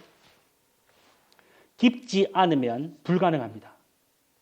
큰 배를 띄우는데 무력하다는 것이죠. 자, 이거는 이제 선가에서 나오는 이야기인데 그 벽암록 41식 조주 화상에 크게 죽은 사람 편에 이제 나오는 그거를 좀 인용했는데 어쨌든 이 크게 변화를 하려면 일단 커야 됩니다. 이 조그만 그 참새라든지 어떤 조그만 새는 날아봐야 여기서 여기까지입니다. 그래서 우리가 뭔가를 결심을 할 때는 크게 한번 해봐야 됩니다. 그래서 크게 한번 죽으면 다시 살아납니다. 어떤 것을 결심할 때 무엇을 끊겠다라고 하면 우리는 큰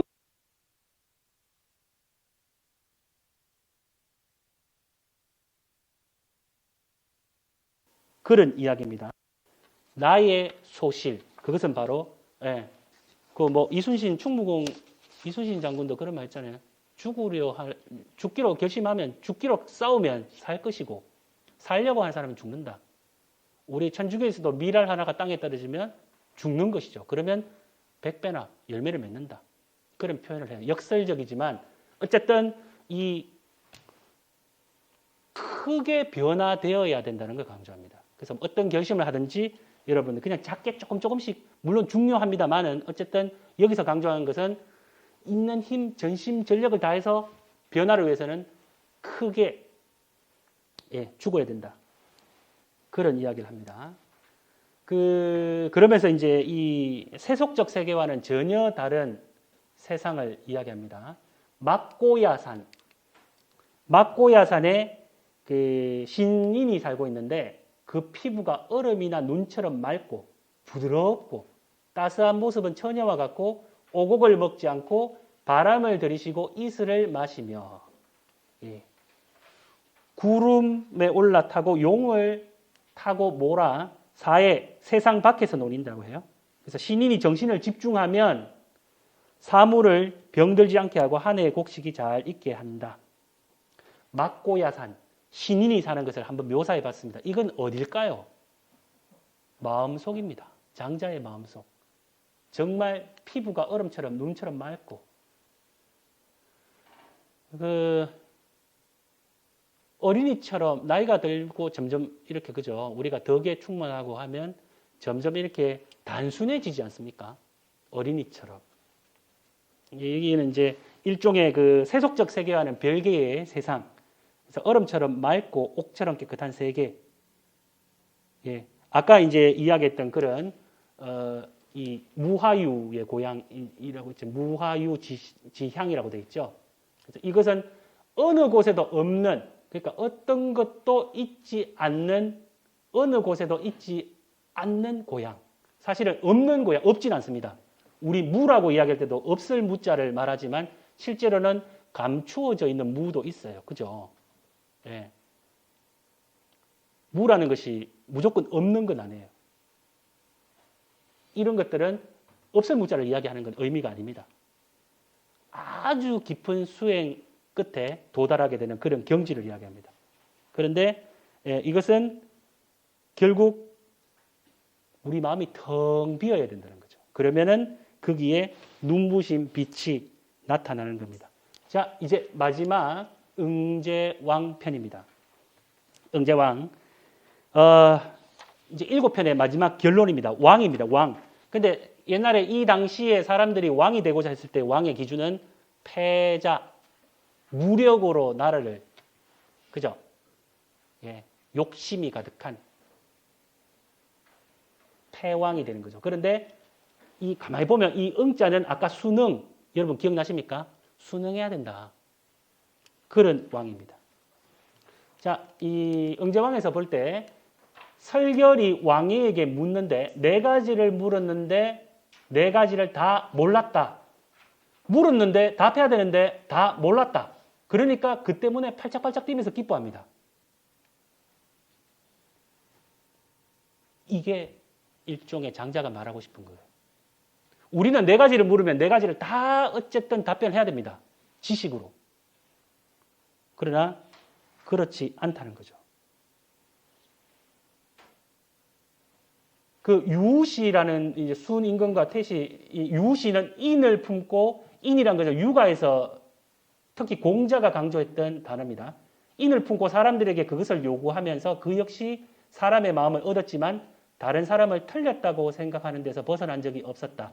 사실은 조금 이제 육아적인 측면을 좀 이렇게 비판하는 그런 부분입니다. 태시는 누워 잘 때는 편안했고 깨어 있을 때는 어땠습니까? 느긋했고 어떤 때는 자기가 말이라고 생각하는 한편 어떤 때는 자기를 소라고 생각합니다.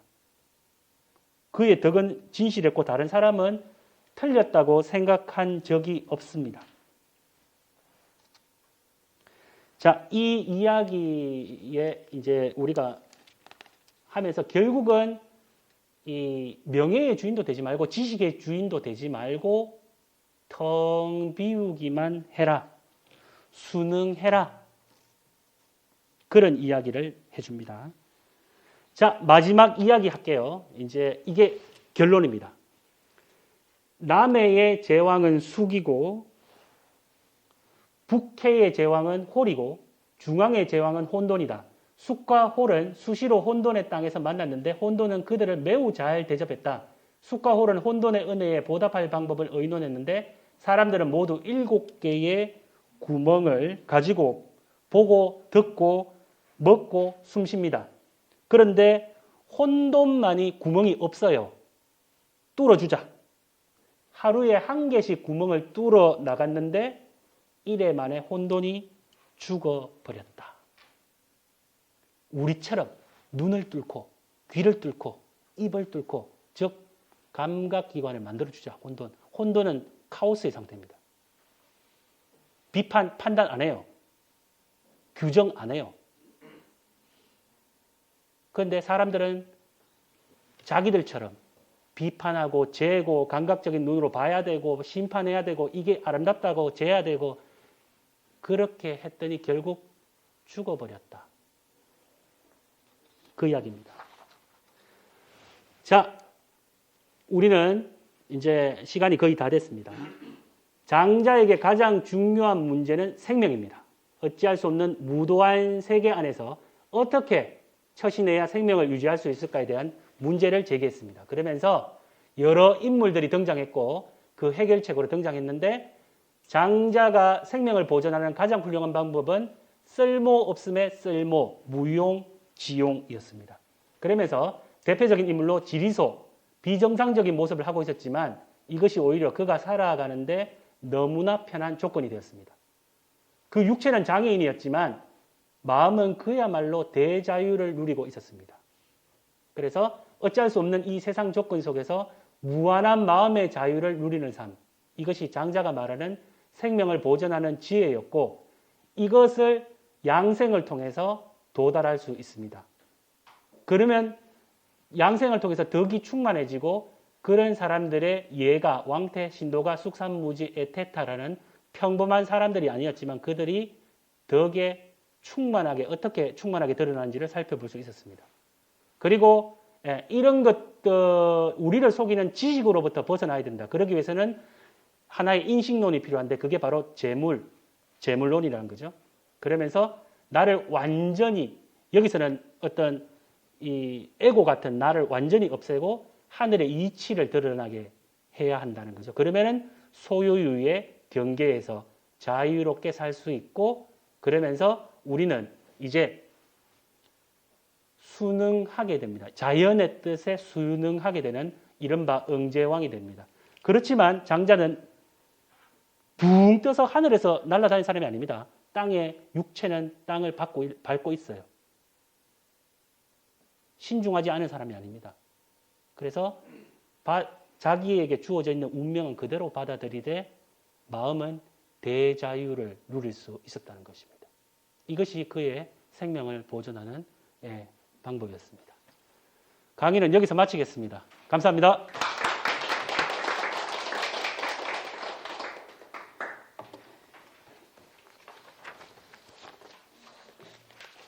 너무 급하게 강의를 해서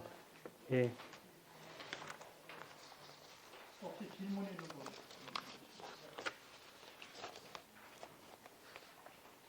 교수님, 불교 철학 강의 봤는데 네네. 어디에서 언제 지금 이제 불교 철학은 앞산미 북카페라고 이제 강의를 했는데 지금 코로나 상태여서 지금은 강의를 하지 않고 있습니다. 코로나가 이제 끝나면 또 하게 됩니다. 예.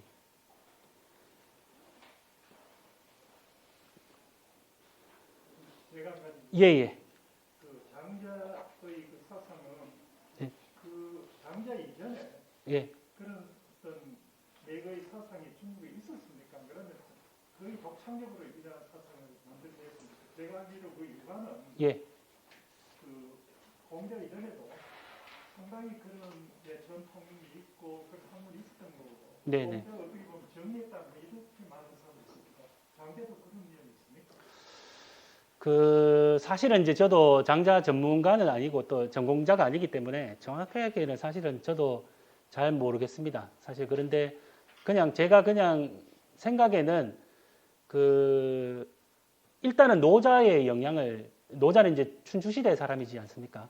그래서 노자가 어쨌든 간에 이 유가의 이 나름대로의 어떤 유의 사상을 나름대로 무라는 무위자연이라는 또 다른 하나의 이제 정치 뭐 방법 어쨌든 나라를 다스리는 이제 소국과민이라는 이야기를 했지 않습니까? 그래서 하나의 그런 정치적인 방향으로 정치 모델로서 제시한 것이 무위자연이고 그러면서 이제 어떤 도에 대한 이야기를 하게 되고 뭐 유와 무 그러면서 무위자연 쪽으로 조금 더 강하게 강조한 것을 장자가 받아들였지 않을까라는 어떤 그런 생각이 듭니다.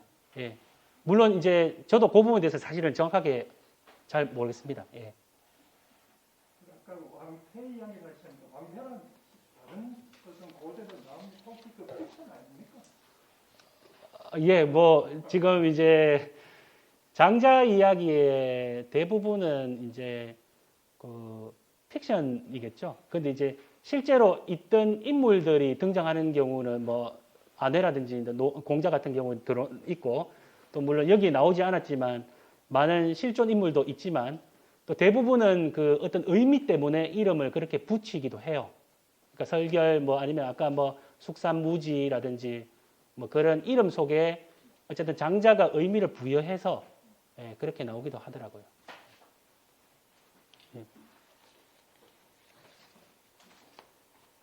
네, 다른 질문 없으면 마치기로 하겠습니다. 오늘 최동수 교수님은